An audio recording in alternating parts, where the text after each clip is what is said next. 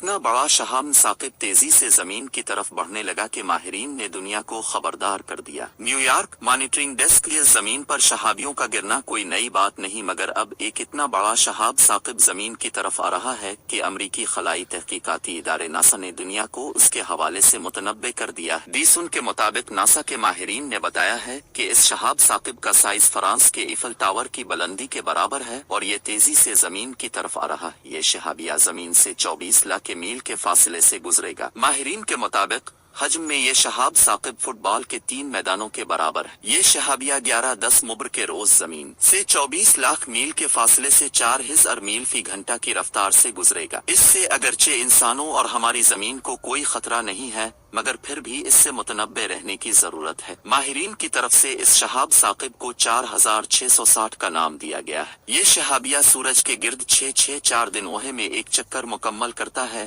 اور اگلے 175 سالوں میں 12 مرتبہ زمین کے پاس سے گزرے گا۔ اگلی بار یہ مارچ 2031 اور پھر نومبر 2050 میں زمین کے قریب ترین آئے گا۔